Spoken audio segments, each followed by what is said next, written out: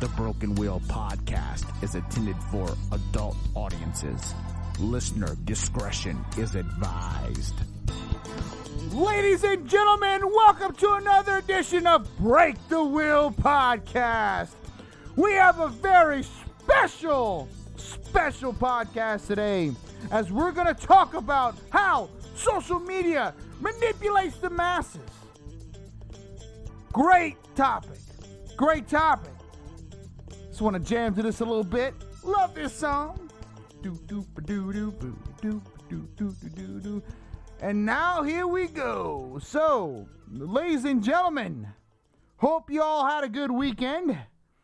It is Sunday, November 15th, about a week out from Turkey Day. I will be out of town for Turkey Day. I'm very excited, but we won't talk about that today. We'll talk about that on another podcast. But today, I want to talk about how social media manipulates the masses. Now, let me do something real here. Let me move this to make it a little better for you. All right, guys. So, let me kind of go into why I wanted to go on this topic. I've watched this go on for years since social media has been about, and I've noticed it. Like, it went from where social media was just like Facebook and MySpace. I don't know if y'all remember MySpace. Some of y'all might be too young to know MySpace, but you had the first two social media platforms, and then it turned into this big gargantuan industry. It's actually an industry. We're going to go over that today. But I want to first talk about a few things, and we're going to just get right into it, this podcast. So, first of all, we're going to talk about this. Now, the reason why I have Matthew Miller's Twitter up is because he has some videos up here I kind of want, and I'm going to put them full screen so y'all can see them. So the first thing I want to talk about is this. Kind of piggyback on the last podcast when I said militia groups were mobilized. Well, here we go. And I'm not going to put the sound on here. Sound maybe be on here. Let me see. There we go. Give you a little sound. This is the Proud Boys versus Antifa. Now, this is disgusting. You know, like, they're all happy to go beat up people up. How fucking disgusting is that, ladies and gentlemen? That's fucking stupid. Look, so, you know, I mean, this is ridiculous. They're looking for a fight. Again, both militias are now been mobilized. Antifa and the Proud Boys and the Patriots and all these motherfuckers are going to fight. Okay? You're going to see here in a little bit, the officers aren't doing shit because they don't have enough personnel to handle this. Look, there's one guy falls on his ass there, throwing bottles full of water at each other. Gonna fall down over here, like over other way, over here in a little bit. I mean, it's ridiculous. It's ridiculous. Like, this is what this country has gotten to. And this actually ties into why I have this subject tonight. So let me kind of get out of here. Okay. So we got this. Okay, fine. Again, from Matthew Miller's Twitter. Now, from the Post Millennial, give them credit there. Another one from the Post Millennial. Man wearing Trump shirt assaulted by Black Lives Matter. Now, I haven't watched this. These are all live. Like, I'm not. Look at this. Let's go from the beginning. Old man, okay? Old man, okay?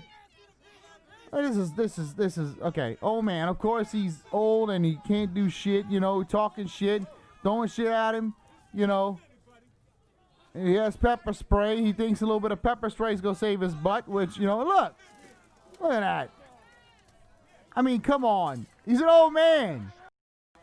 And he hit him in his back. That's bullshit. So if you support Black Lives Matter, fuck you. He hit him in the back. If you support the Proud Boys, fuck you too, because you were trying to hurt people earlier. I mean, this is ridiculous. Again, this is proof that both of these groups are militia groups, that they're to antagonize and attack people. Look at this. At least somebody's trying to help them. Hey, I mean, come on. Come on, dude. This is retarded. This is what America has come to, ladies and gentlemen. You know, if you support these militia groups, shame on you. Shame on you, because if you support these groups, you are part of the problem. You're supporting violence in this country.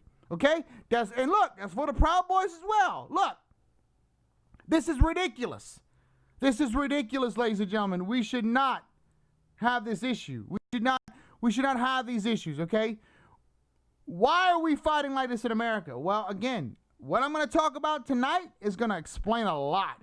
If you think that you're the one thinking all this on your own, think again, because there's a lot of stuff we're going to cover tonight about social media manipulation, okay? Now, let's see if we got any more videos. Look, here we go. Trump supporters saying, welcome crowd of Proud Boys, early black bloc through fireworks at Trump supporters. Look, again, I'm not going to get into any more countless assaults. And look, here we go, from Henry Rogers. Countless assaults in D.C. This is out of control. He's right about this, okay? We're not going to do any more time on this, okay? Bottom line, ladies and gentlemen, militia groups are out there. I'm going to call them militia groups because they promote violence. Both sides are promoting violence right now to try to get their point across, because apparently the American people, all they can think about is fucking violence instead of just having a nice protest or, look, they're hurting each other. Look at this, beating people. Look at this. Look at this shit right here. Look, beating people. Beating people. No excuse. I don't care what side you're on. There's no excuse to beat people. There's no excuse. That's uncivilized. If you support this, you're a piece of shit. Period. This is horrible. Look at that. Both sides. Not just one side, both sides. Look at that. Come on, man. Ridiculous. Ridiculous. All right. Now, let's go to the meat and potatoes of this podcast. All right. So we're going to start right here. The coincidence of the rise of political polarization with the rise of social media is terrifying. Yes. Yes. This right here. This is the shit. Look. 1994. Now, let me tell y'all something about 1994. We're going to go over a little about some personal memories of mine in these areas. In 1994, I was 15 years old. Okay? I was a freshman going to sophomore in high school. I believe Bill Clinton was about to be, let's see, let me think. Yeah, Bill Clinton, 1992. 3 to 4, 5. Yeah, Bill Clinton was the president. And as you can see right here, if you look right here, ladies and gentlemen, Democrat and Republican, look all the middle America. Look at that. Consistency conservative, consistency liberal. But look at the middle. You see, pretty much everything was close together, like I've said before. Okay? Democrat, Republican. Look how close that line is. Very close. Very close, ladies and gentlemen. Very close line. 2004, the lines even get closer. Now, in 2004, Bush Jr. was president. It's George W. Bush, not H.W. George W. Bush was president, Bush Jr. And look how close that is. I mean, still, look, lines were very close. We didn't really have a lot of social media. People got along in this country, all that jazz. Now, look at this, 2017, and I'm willing to bet, ladies and gentlemen, if you look at 2020, that's probably look, my hands are even out the screen. If you look at the bottom right corner, look at this. Look at this. Look at this right here. Look how far apart. And there's no, and this isn't a coincidence. You know, the coincidence, the rise of political polarization with the rise of social media is terrifying. Yes, it's very terrifying. And here's the thing, ladies and gentlemen. It's no coincidence. If you think it's a coincidence, you got your head up your ass. Because we're going to go into it. Now, let's first get into this. We're going to go a little backwards. Okay, look. Get off of. See all these ads. You see these ads? See this shit? Look, this is part of what we're going to talk about tonight. Now, I'm showing this, the little Twitter and the little statement by Facebook. Okay? Both voting by mail and voting in person have a long history of trustworthiness in the U.S. Voter fraud is extremely rare across voting methods. Source: Bipartisan Policy Center. Don't know who the fuck that is. Don't really care. This one. Some and all the content shared in this tweet is disputed and might be misleading about the election or other civic process. The point in why I want to show this is that it's amazing how now Twitter and Facebook have to try to police free speech. And we're going to get into this, why they're doing this. It doesn't matter. They're still fucking with the political process. They're fucking with you. They're manipulating you. They want you to think a certain way and go a certain way of doing things, okay? We're going to get into it right now. Now, pushy AI bots nudge humans to change behavior. There's an article out of Scientific American. This was in 2017. Now this has been going on. I could just tell you this, somebody who kind of knows the industry a little bit. This has been trying to go on for a little bit. When people work together on a project, they often come to think they've figured out the problem in their own respective spheres. Now, let's talk about that for a second. People, it's always about this fear of control that people, they live in these little spheres, and that's what people live in right now. But what they do is, if trouble persists, it's somebody else engineering. Say, or the marketing department. Who's screwing it up? That local focus means finding the best way forward for the overall project isn't often a struggle.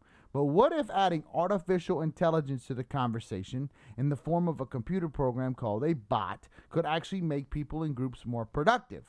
Now, this is very interesting. Let's continue.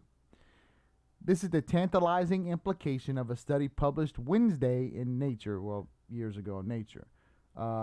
Pretty much researchers at Yale were wondering what happened if they looked at AI not in the usual way as a potential replacement for people, but instead of a useful companion and helper.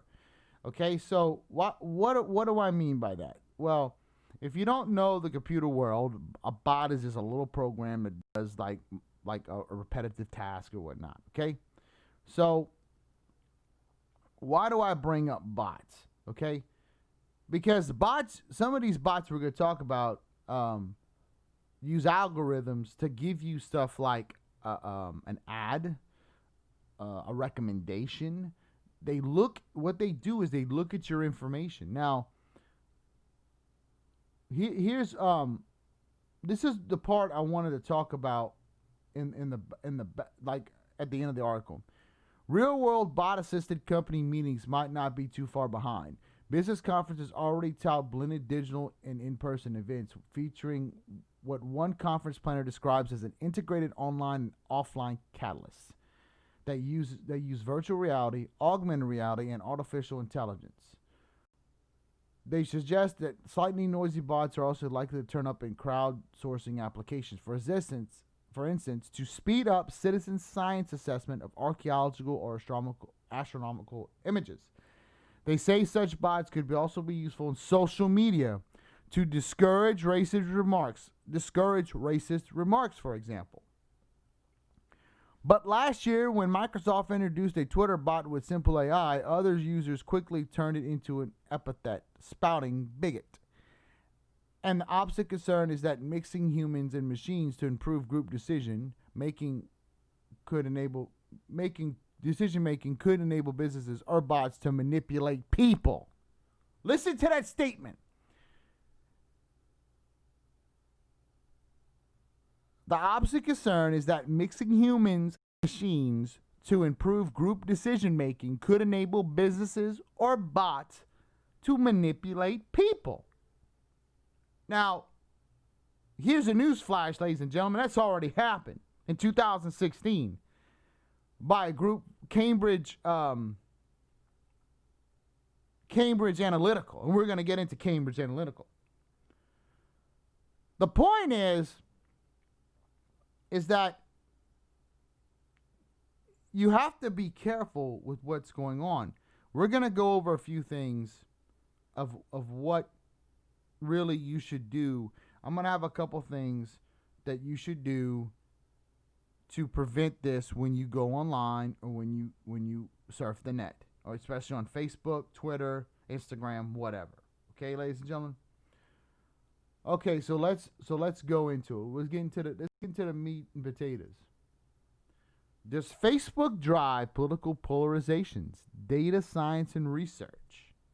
So I kind of pulled this up by John Wybe on 2015. So pretty much to wrap it up, in 2013, they analyzed anonymized browsing data from more than 1.2 million web users and conducted that fears over an increasingly personalized internet would be overblown. Pretty much, I'm trying to, okay, this is, okay, so this is what I wanted to read on this one. The media that individuals consume on Facebook depends not only on what their friends share, but also on how the newsfeed ranking algorithms source these articles and what individuals choose to read. The order in which users see stories in the newsfeed depends on many factors, including how often the viewer visits Facebook, how much they interact with certain friends, and how often users have clicked on links to certain websites and news feeds in the past. Pretty much what Facebook really does is they put you in a group. And I'm going to show you, in fact, let me find it. Oh, man, I hold on, guys. I'm trying to see.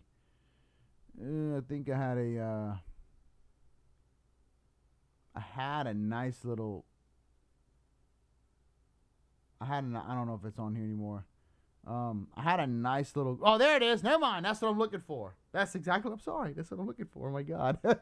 I try to be organized on this fucking podcast. And for some reason, if you're listening, and not paying attention, there's a graph and pretty much friends from opposing ideologies among liberals and conservatives. As you can see, you don't venture far, ladies and gentlemen, because you're manipulated into thinking that people around you, you're right. And the quote I put on my Facebook earlier today, and I'm going to, let me go find it.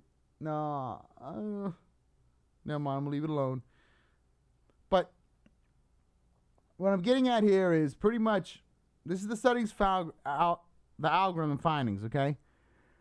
Facebook's algorithm appears to play a limited role in filtering political tinged news. The researchers concluded, after algorithmic ranking, there is, on average, slightly less cross-cutting content. Conservatives see approximately 5% less cross-cutting content compared to what friends share, while liberals see about 8% less ideological diverse content. So pretty much, you stay in your box. You're afraid to get out the box. You're afraid the world's going to come get you. You're afraid of the boogeyman on the other side. You want to stay with your people. And that's what Facebook does. You see, you would think, Mark Zuckerberg, I call him Zuckerberg. Mark Zuckerberg went to Congress, I think last year or the year before, and he stated he wanted Facebook so you wanted to reach out to new people and connect people, okay? Well, how the fuck are you connecting people when you're letting people just stay in a little bubble? Huh? Your fucking goddamn algorithms have kept people away from each other. This isn't fucking togetherness. This is fucking internet tribalism at its best. This is internet fucking tribalism. Internet tribalism, ladies and gentlemen. Internet tribalism. Internet tribalism. That's what it is. And you fucking suck it up every day like you're soaking in the sun and you're getting a fucking tan. Internet tribalism. That's what this is. All right. Sharing is not symmetric, with liberals showing less diversity, ideologically speaking, in friendships. Despite the slightly higher volume of conservatively aligned articles shared, liberals tend to be connected to fewer friends who share information from the other side, compared to their conservative counterparts. 24% of the hard content shared by liberals' friends are cross-cutting, compared to 35% for conservatives. Again, look at this graph, guys. We don't fall from the tree. We don't fall from the tree. We want to keep with our little friends. Nothing has changed, okay? This is my point in all this. Okay, first of all, this is like high school 101. Okay, this is fucking high school. Fucking social media has fucking rendered us intelligent adults back to fucking high school tactics. I mean, look at it. This is bullshit. You should be able to have a conversation with anybody in the world right now, but no, it's because of this bullshit. Now, there's more to this. Okay, so this algorithm pretty much keeps you in check, but there's a reason for it. There's more. Look, this isn't by accident. Okay, this is purposely done. Part of it is to keep us into two sides and keep us under control. Okay, if you want to read more of this, go ahead. I'm not gonna get. I think I proved my point with this, but let's go and talk about Cambridge Analytica. We're gonna talk a little bit about them. All right. Here's the story about Cambridge Analytica. For those of you who don't know, this is the firm that worked for President Trump in his 2016 campaign and did all his social media in that campaign. Now, okay, so I don't know if the Wikipedia is going to go into this. Let me see. Maybe because they were involved in a lot of. Okay, all right. So pretty much they're a subsidiary of the private intelligence company, the SCL Group, and that was active in military and political arenas. The man who ran Cambridge Analytica and his parent SCL were described as having close ties to the Conservative Party in the UK, royalty, and the British military. Also, Donald Trump and actually the Republican Party as well in the United States. Now, guys, this is giving you a little heads up. This podcast is not a Republican or a Democrat podcast. So we're going to see both sides of this, ladies and gentlemen. Just letting you know. If you don't have the heart to stomach this, then sorry, but we're going to go over this, okay?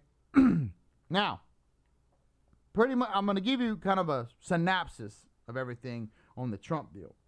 So pretty much, these guys went in and they figured out through Facebook, they got a bunch of information from Facebook. And Facebook said, oh, we deleted it and it didn't happen. Okay, so they had all this information. In fact, Christopher Wiley went out and, no, what's her name?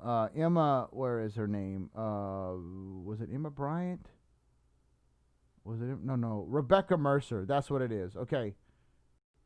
Was it Rebecca? No. What's her fucking name? No. Sorry. No. It was, so just watched this today. Anyway. So, Christopher Wiley went out there and, Rebecca Mercer and, not her, but, Oxen Crow, like there's some guys that went to British Parliament and just pretty much said, look, they kept the Facebook data to get all this data to data mine for people and all this bullshit. You're not supposed to do it. Okay, so what does this mean? Let me go to methods. This is what they do. Okay, so this is Alexander Nick. This guy's a shit.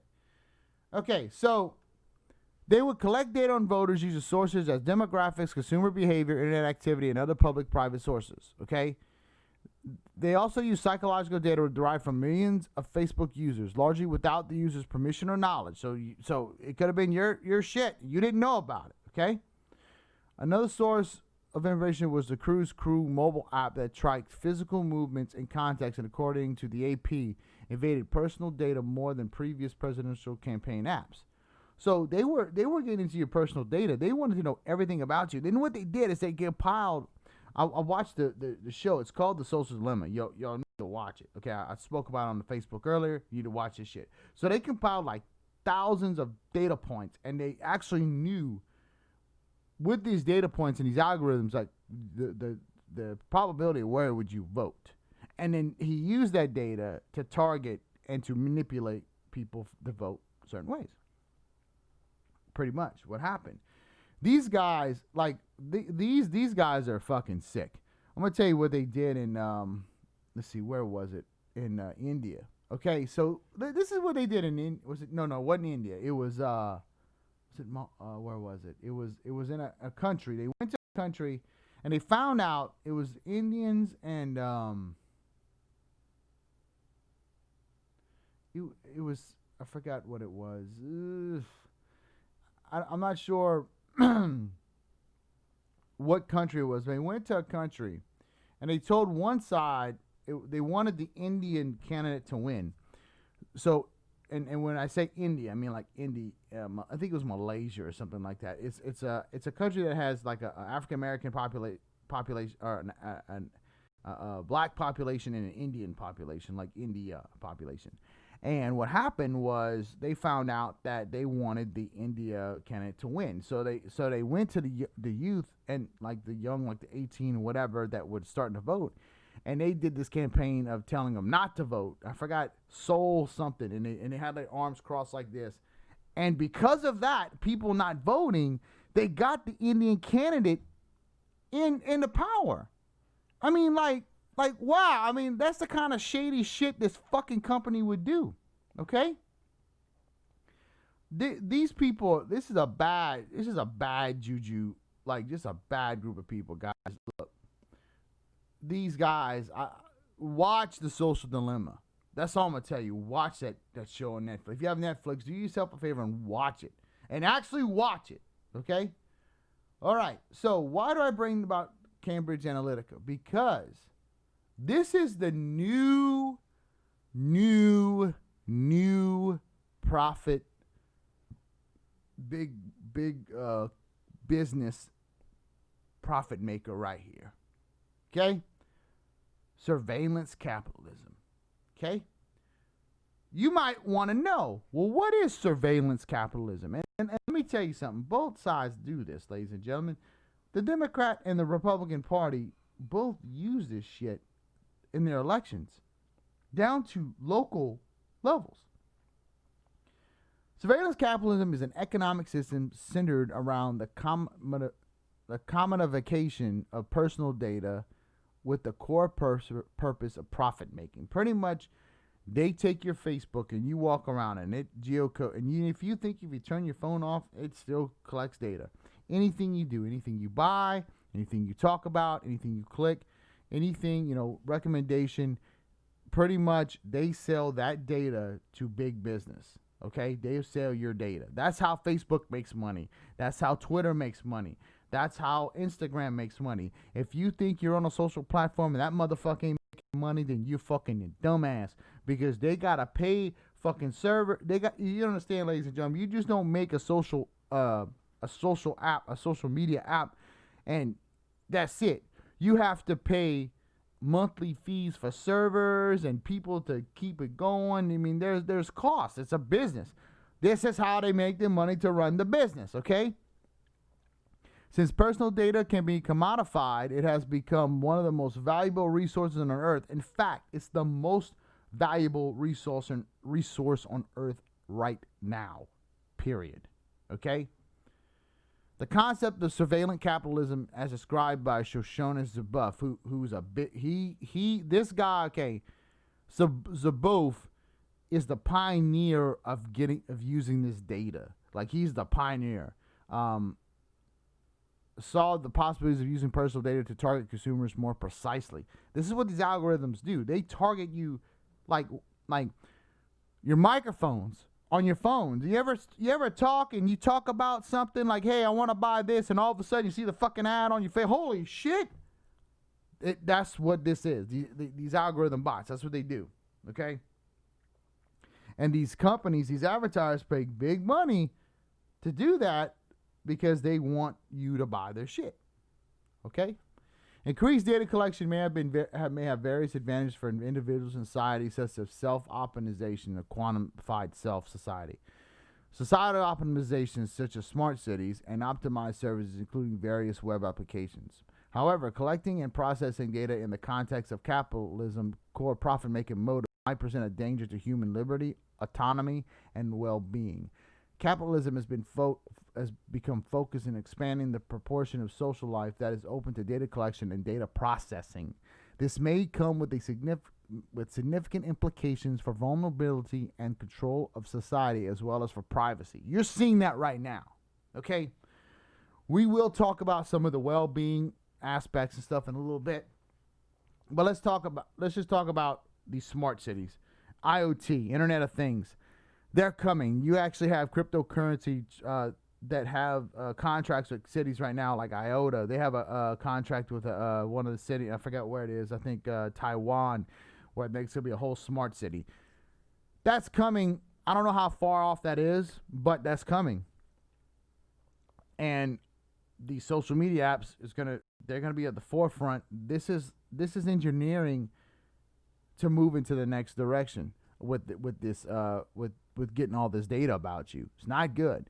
And it does present a danger to human liberty because it's going to infringe on a lot of your rights. Okay, if you think that this is going to be helpful for you, you're wrong. Okay, this is really bad juju. Okay, your well-being as well. There's been and we're just gonna let's one step at a time. Okay, so all right, so pretty much this guy here, we're not gonna go. Okay, this is where I want to point the example. Okay, we're not gonna go through this whole thing, but I want to point about the location game Pokemon Go. Okay. So I want to read this paragraph so you understand. Oliver Stone, creator of the film Snowden, pointed to the location-based game Pokemon Go as the latest sign of the emerging phenomenon and demonstration of surveillance capitalism. Stone criticized the game on the grounds that the location of its users was not only for game purposes, but also to retrieve more information about its players. By tracking users' locations, the game collected far more information than just the user's name and location. It can access the contents of your USB storage, your accounts, photographs, network connections, and phone activities, and can even activate your phone when it's in standby mode. This data can then be analyzed and commodified by companies such as Google, who significantly invested in the game's development to improve the effectiveness of targeted advertisement. Okay? These people, look, here's the deal, ladies and gentlemen. Why I bring this up is because you're being manipulated and you don't even know it. We're all being manipulated. These elections are being manipulated. The people are being manipulated. We are being manipulated on social media to think that we're always right because we're only surrounded by people who think like us. That shouldn't be the reason. You should be around multiple types of people that somebody can check you and say, hey, you might want to back off a little bit. But that's not happening. So you have this fucking narcissistic society with these fucking online social media fucking tribes going at each other. That's all this is. This is like tribalism 2.0 here. This is fucking ridiculous. But look, another aspect of surveillance capitalism relates to the influence that it had on political campaigning. Personal data retrieved by data miners, and we're going over data miners next, can enable various companies, most notoriously Cambridge Analytica, to improve the targeting of political advertising, a step beyond the commercial ends of previous surveillance capitalist operations. In this way, it is possible that political parties will be able to produce a far more finely targeted political advertising to maximize an impact on the electorate. However, Dr. Rowe writes that misuse of these data sets will lead us towards totalitarianism. And that's true. Again, manipulating you to think like the book George Orwell's book 1984, that the government's always right and you can't. And that's what's happening. Look at these Trump supporters. Look at the fucking Antifa. Look at BLM. They're fanatics. These fucking people are fanatics. They oh my God, it's fucking holy shit fanaticism now. We're not going into ladies and gentlemen, we are not protesting a major situation like a Rodney King or something like that. I mean, earlier this year we had those types of riots. Now we're just protesting about the fucking election. That counts already are not even finished yet. We're not even allowing the states to do their jobs and the states to decide on their electoral votes the way they should, which is upon the state's constitution. It has nothing to do with the federal government. But here we go. It's guys, this is not good. This shit here, you need to really pay attention. It's going to get worse. Your kids are the ones are going to be like robots. Just watch. Okay, so let's talk about data mining. You ready for this? Data mining. What is data mining, huh? Well, and I know about data mining. What's going on? They're in here. Close the door. God damn it. Data mining is a process of discovering patterns in large data sets involving methods at the intersection of machine learning, statistics, and database systems. Pretty much you're trying to find patterns like in a group of people. Like, for example, this people in this neighborhood are predominantly Republican, and this neighborhood is predominantly Democrat, and this neighborhood is more independent. And this neighborhood, they're more likely to vote for this candidate, and this neighborhood is more susceptible to buying this detergent. And this neighborhood, they buy this type of soft drink. This is kind of what it does. It tries to find patterns in all this data, okay? Data mining is an interdisciplinary subfield of computer science and statistics with an overall goal to extract information with intelligent methods from a data set and transform the information into a comprehensible structure for further use. So pretty much, hold on, I got a dog issue here. Hey, come here. Come here, buddy. You want to say hello to the come on. You want to say hello to the podcast? You want to say hello to the podcast? My beagle. Boy. Something else. You something else. You in the middle of the podcast. You were all good. Somebody had to open the door, and then you all, yeah. All right. You want to say hello? Look. We're going to let everybody say hello to Linus here. Hello, man. Look, you're famous, buddy. You're famous. My little beagle there. Mother two. Hold on. So, again, data mining is trying to find things. Go on, you. To find patterns. Hey, Charlie. My other dog's in there. To find patterns in a group of people or, like, say, an age group or any of that kind of stuff, okay? Now, data mining is the analysis step of knowledge discovery in databases, processes, or KDD. Aside from the raw analysis step, it also involves database and data management aspects, data pre-processing, blah, blah, blah. Pretty much, you're trying to find patterns. You're trying to use, algorithms and stuff to fine-tune those patterns, okay? Now, with this, you have problematic social media use. Now, this is where we're going to get to some meat and potatoes here and why I think people are kind of little, they get a little anxious. They get a little, issue, especially kids, it's social media addiction, social media overuse. It's a proposed form of psychological or behavioral dependence on social media platforms, also known as internet addiction disorder or other forms of digital media overuse. I'm gonna tell you right now. I'm gonna test you guys, or actually, I'll give you a little challenge. Turn your phone off for 2 hours. See how you feel. See if you feel running. Now, I really don't touch my phone much. I really don't use a lot of Facebook as much as I used to. I'll be honest with you. I was kind of bad, and then I started backing off.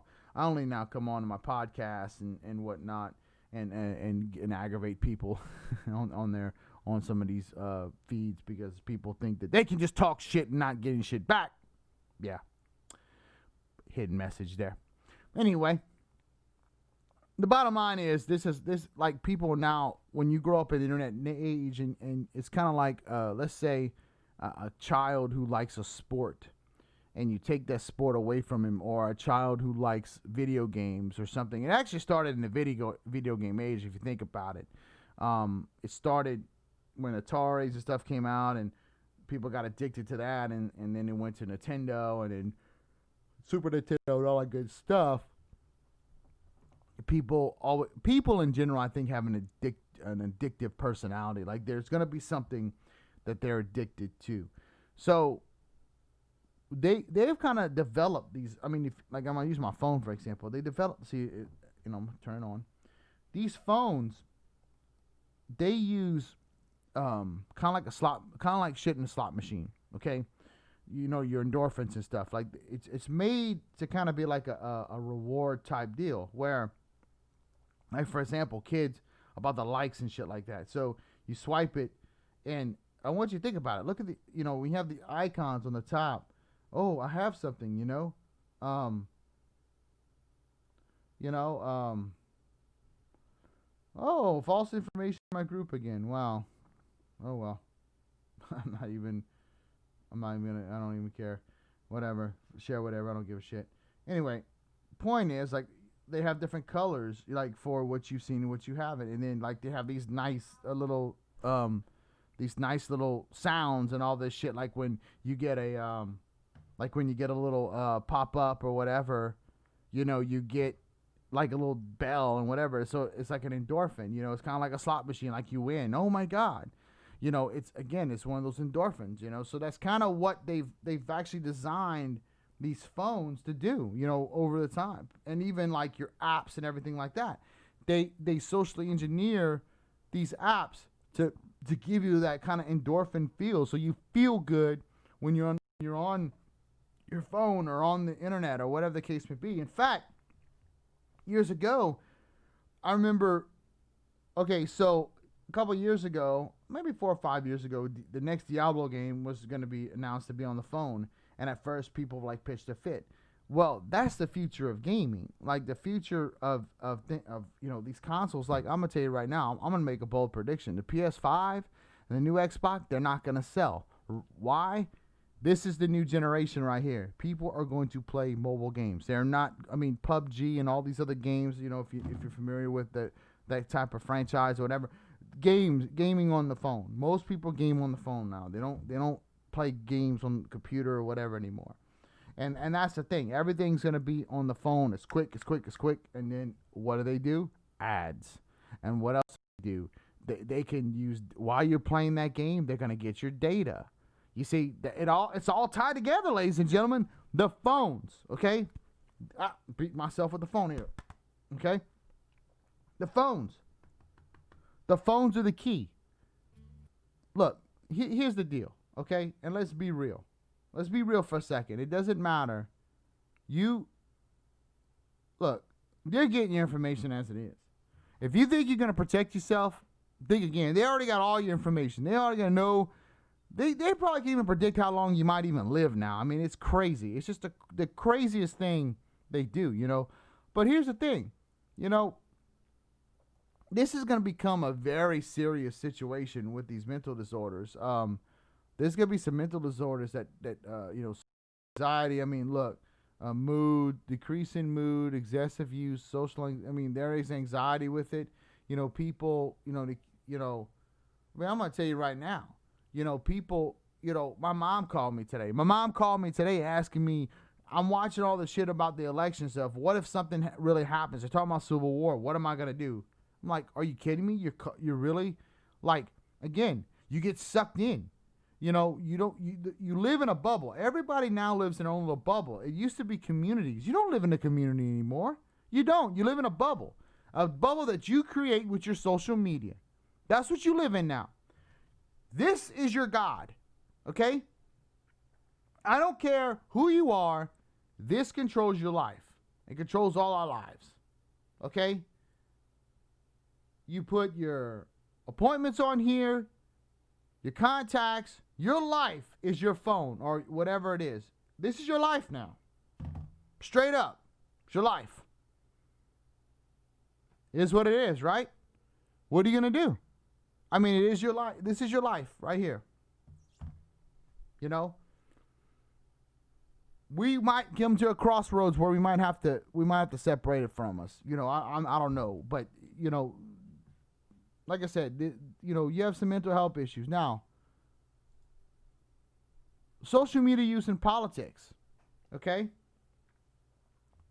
One thing that was happening with this as well is not only you having these your online tribals, your online tribe or your online tribal situation. Now you have as a news source, okay? Now people use social media for news. You have CNN or Fox News or ABC News or whatever link, added to your friends list, and you get your news from there. I mean, I'll be honest with you. It's the easiest way to get your news now. You get a pop up. We're locked down again in COVID. You know, I mean, bottom line is, social media is now everything for you. I mean, think about it. You don't even have to go on. You don't even have to go online anymore. Like, I want you to think about that. How many people actually go online to, like, your younger generation? I guarantee you.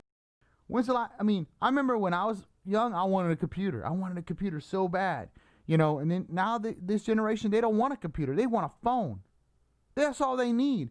They don't even want a tablet. They just want a phone. Everything is the phone. Everything is the phone.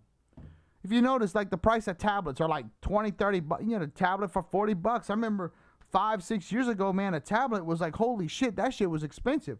Now, it's the phones. Everything is the phone. I mean, now you gotta get on a payment plan to buy a phone. I mean, think about it. It's just crazy. You got but look, use it as a news source. Social media is your news source. Participatory role, you know, pretty much, you know, interacting with your audience, you know. Attention economy. Social media, especially news that is spread through social media sites, plays into the idea of the attention economy. See, here's the thing, guys. They need your attention.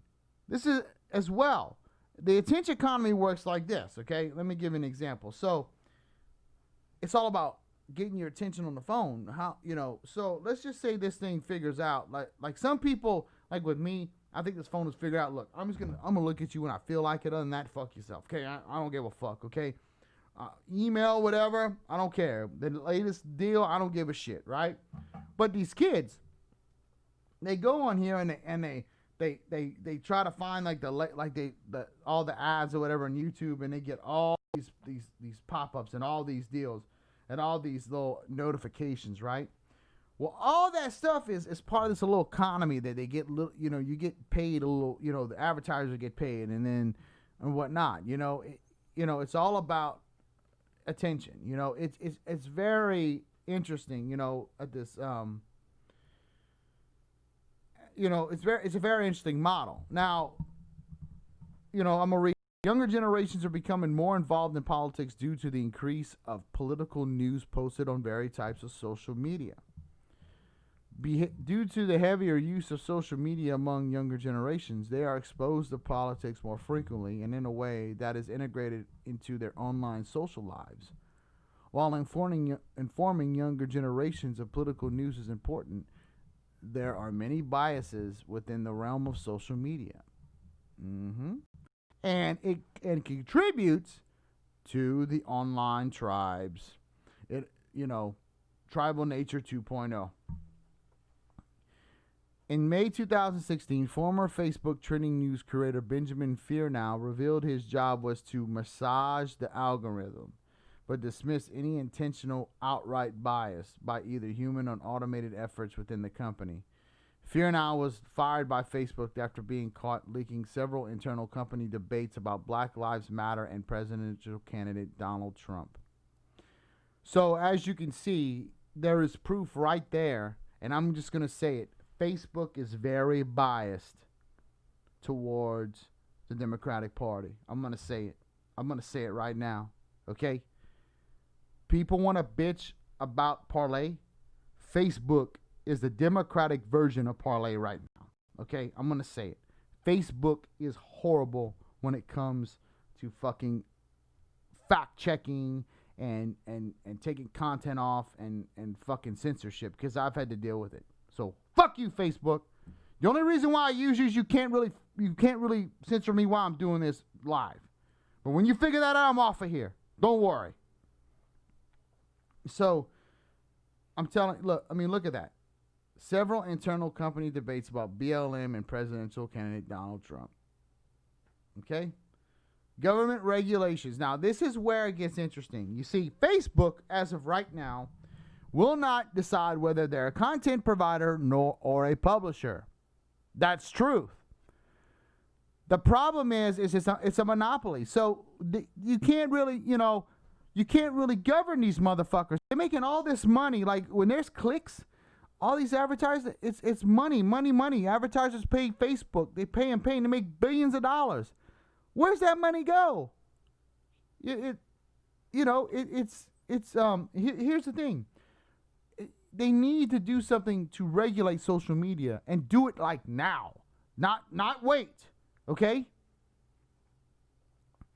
First Amendment values are criticized on social media platforms. The media provider should retain the power on how the platform is configured. Opponents to regulation of social media platforms argue that the platforms such as Facebook and Twitter do not resemble traditional public utilities, and regulation would harm consumer welfare, as public utility regulation can hinder innovation and competition. But here's the thing. These motherfuckers take our shit off. So you could talk about regulation of social media platforms. They pretty much determine what's going to be published. So our publisher, they act like a publisher and a content provider at the same time. Facebook, you need to decide now.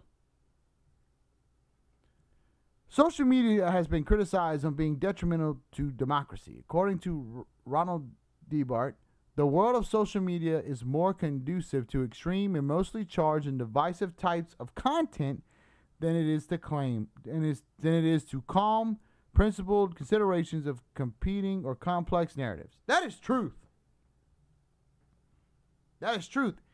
And the algorithms push that. The manipulation pushes that, ladies and gentlemen. Okay? It pushes it. It's why it's important to pay attention to social media. Now,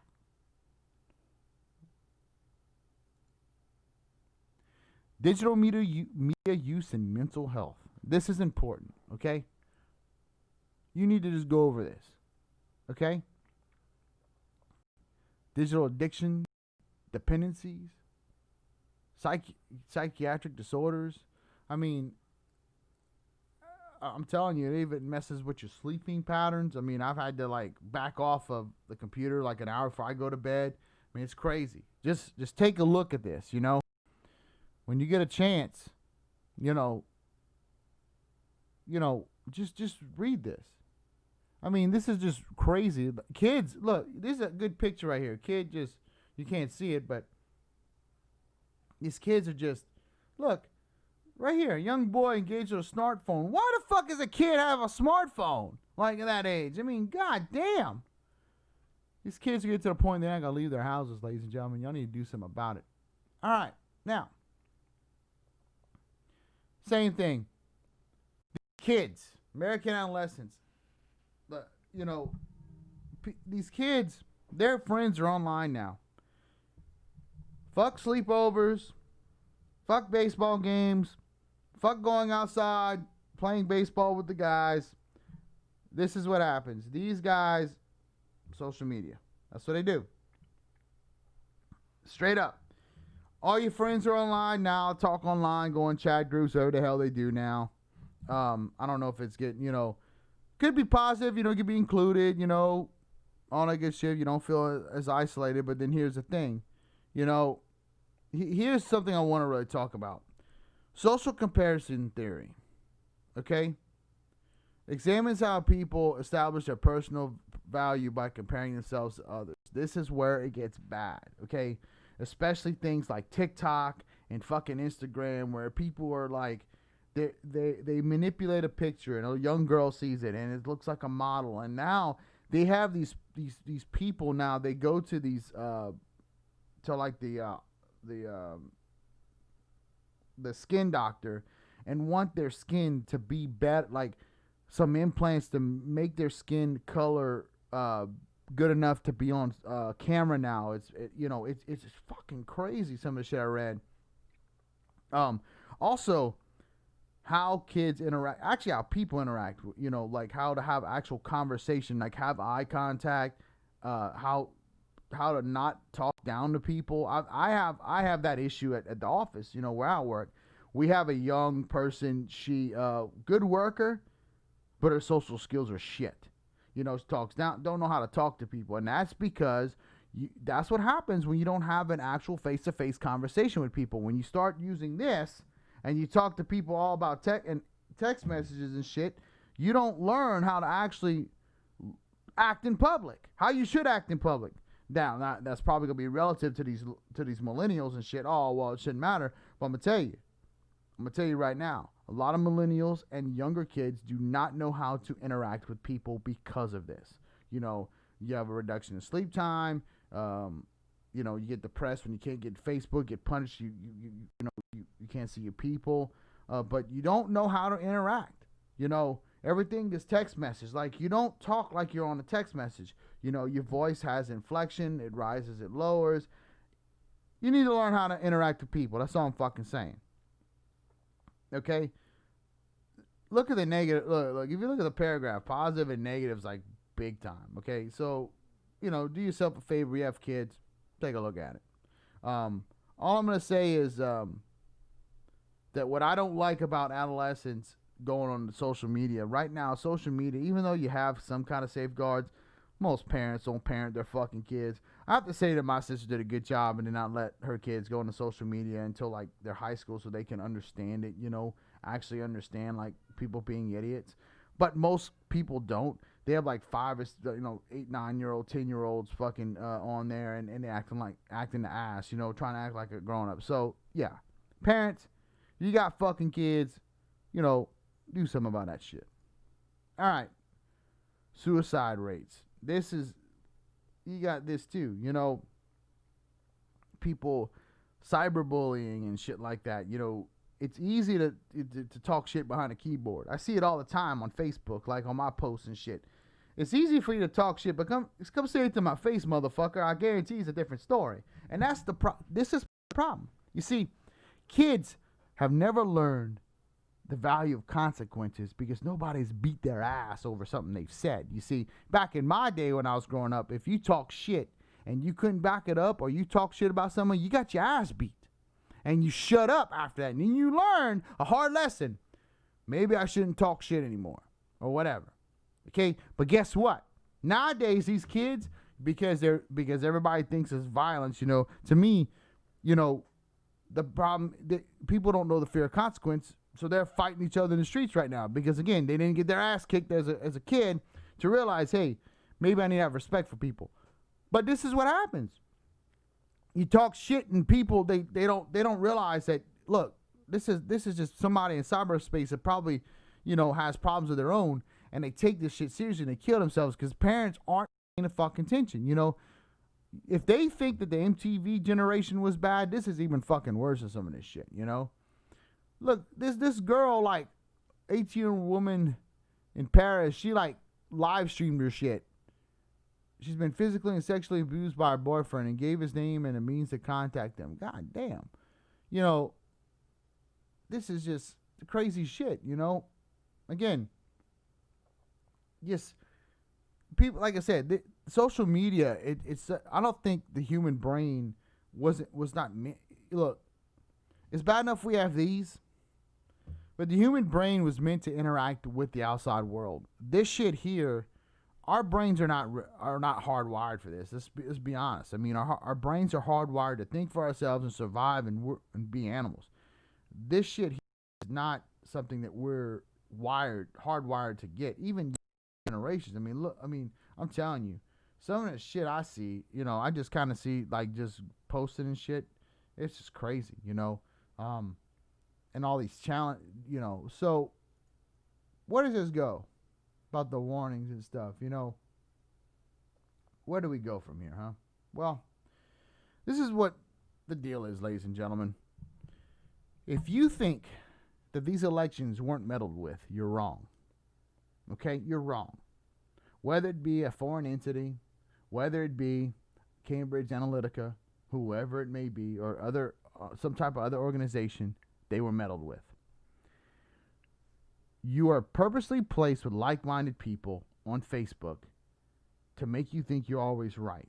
And this is what happens. Then you start clashing with people. Then you don't have an open mind about what things can be. You see, back when I was younger, people didn't have social media. We had to learn how to be with other people because the fact of the matter is like if you're going to survive in this world, you got to get along with other people. Nowadays, people, no, you just tribalism 2.0. And that's fine. You know, if you guys want to do that, it's fine. I personally think it's shit. It's even going as far as living in certain communities now. Now that's going even further. Like, and it's a little close to home for me. But I'm just gonna say that there's a certain community around me, a little small community, thinks they're a bunch of fucking snobs. I'm saying they're a bunch of fucking snobs. They think they're better than everybody else. But with that, it's almost that time. Always enjoy these talks with you guys. So remember, be cool with each other. Turkey Day's coming. And don't be a shit.